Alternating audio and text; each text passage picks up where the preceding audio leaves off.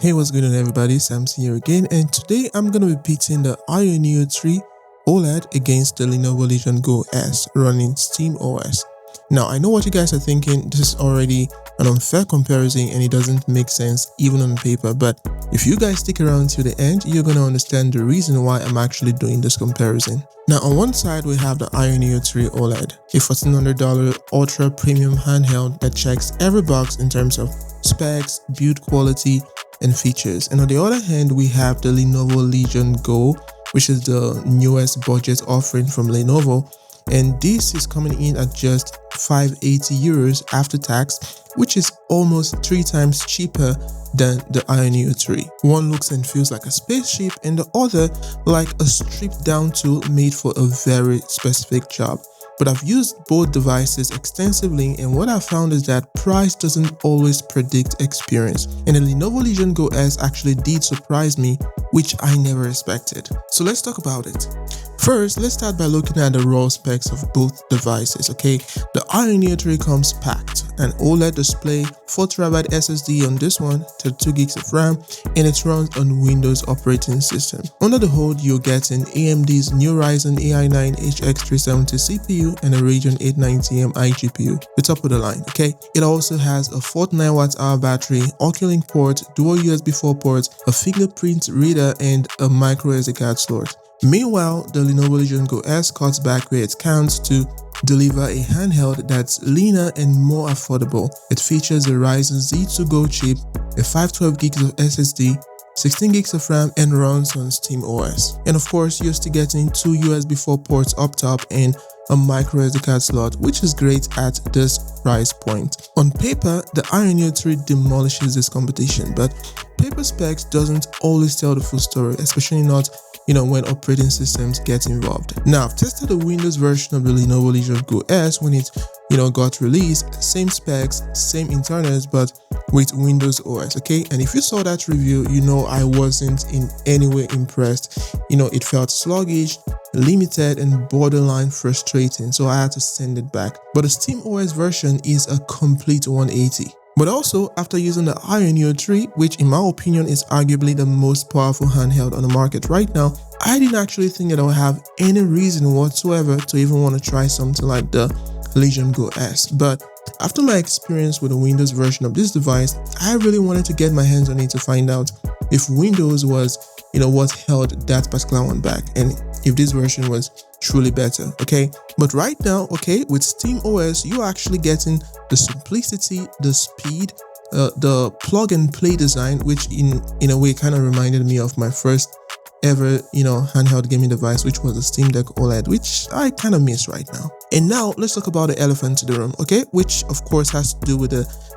different display sizes, and here's where preferences starts to split. The Legion Go S has a larger 8-inch screen, which is immediately noticeable, but another thing is that I noticed that the performance doesn't really keep up with this display size, which is a bummer, okay? And since you're often gaming on low settings, the visual quality really takes a hit. Games are playable, sure, but they don't look that great as you'd expect on such a bigger display. And coming from an OLED display like the one on the Ayaneo 3 or even the Zotac Zone, the downgrade is really going to be noticeable, okay? It's really hard to miss. But that said, if the Lenovo Legion Go S is your very first handheld, none of that really matters. You'll probably be blown away by how it looks and how it feels. But side by side, probably you guys can see it from the camera, but the Ayaneo's 7-inch OLED panel with 800 nits of brightness is sharper, more vibrant, and simply better, okay? OLED just wins, period, no debate. Still, that extra screen real estate on the Legion Go S is very nice. I even caught myself wishing that the Ayaneo 3 had a slightly larger display. Plus, VRR support on the Legion Go S is genuinely noticeable, especially when gaming. You get zero screen tearing and everything just runs really smooth. Now, both devices actually made me think about a company's different mindset in creating their devices. I would say Lenovo actually built the Legion Go S with gamers in mind. They kept the price down while still offering a clean, functional design. It's not premium, but it doesn't feel cheap either. And SteamOS is actually the perfect pairing for this device. It eliminates fluff and gets you straight into the games that you want to play. The sleep and resume feature is super efficient on SteamOS. Like, I really miss that. I actually put it to sleep when it was just 95% and came back 2 hours later and it was the same. Okay, you just can't do that on Windows handhelds. Now, Ayaneo by contrast is clearly targeting a different user base. Of course, for gamers, okay, but someone willing to pay more for a premium device. Everything from the hardware to the modular controls to the Oculink ports suggests that this is a machine for enthusiasts, okay, thinkers, and people who just want flexibility. And performance-wise, Ayaneo wins, and I think that goes without saying. But I genuinely think that with SteamOS on the Ayaneo 3, it could be even better in terms of performance, of course. But even on Windows, it clearly outperforms the Lenovo Legion Go S. Now, audio quality is another landslide win for the Ayaneo 3. Like, actually, there's just nothing here to compare, okay? To put it in perspective, the Legion Go S at max volume sounds like just 40% compared to the Ayaneo 3. It's not even close, okay? Just so you understand. In terms of ports though, I love that both USB 4 ports and the Legion Go S are positioned at the top. It makes, docking and charging so much easier. And on the other side, I have to say that Ayaneo placing one of the USB 4 ports at the bottom is just so annoying. I don't know why they do that, okay? Maybe it was actually designed that way specifically for their own, accessories for dock mode.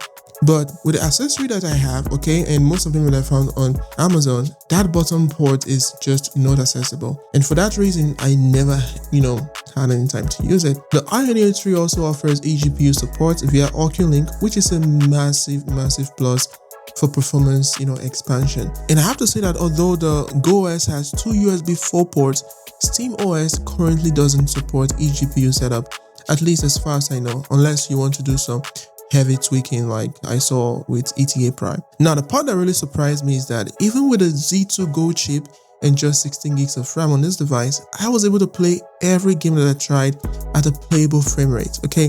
And thanks to VRR, even 40 FPS felt smooth and starter free. So clearly Windows was the problem with the Windows version. And if you do plan on getting the Windows version of the Go OS for some specific reasons, then don't get it with the Z2 Go chip. You want, let's say, the Z1 Extreme and of course 32 gigs of RAM minimum. Otherwise, it's gonna struggle with Windows. Now, ergonomically, I was actually surprised by how comfortable the Legion Go S feels. Like, I seriously could game for long hours easily on this device. But at the same time, the Ayaneo 3 is just on another level. It's just built, just much better, okay? More premium, more comfortable, more refined. Button feel, triggers, shoulder buttons, all is just better on the Ayaneo 3. And why that's a personal take of mine, it's actually one that I stand by. And again, the trackpad on the Go S feels like an afterthought, okay? It's tiny, it's really awkward, and in my opinion, it is almost unnecessary. My guess has to be that, Lenovo wanted to keep some Steam Deck DNA, but if you've used the Steam Deck trackpad, you know how far off this one really is. On the Ayaneo, you can also get a trackpad, but only after paying $99 for the modular control kits, which, I think some people won't want to get. Again, premium but pricey. That same modular system also lets you swap out the D-pads, which feels way better than the Go S default D-pad, which has a weird depression at the center. I don't know if you guys noticed that as well. As for the fan noise on both devices, the Ayaneo 3 is impressively quiet, especially with power saving mode and the fan set to mute. The temps actually stay around 56 degrees Celsius and they're like you barely hear the sound. The Legion Go S was also quiet overall, but I have to mention that during the setup it sounded like a jet engine. I don't know why it was doing that, but after that it actually calmed down and it's really quiet since then. Now, this one is easy and of course very obvious, right? The Legion Go S wins when it comes to battery life. It has a larger 55 watt-hour battery, runs the efficient SteamOS, and includes sleep and resume mode that works extremely well. It's just great overall for on-the-go use. The Ayaneo 3 on the other hand has a 49 watt-hour battery, runs Windows, and has no true sleep mode. That combo alone means you're just losing juice faster, even when you're not actually gaming, so it just sucks, okay? And here's where I just can't compromise, okay?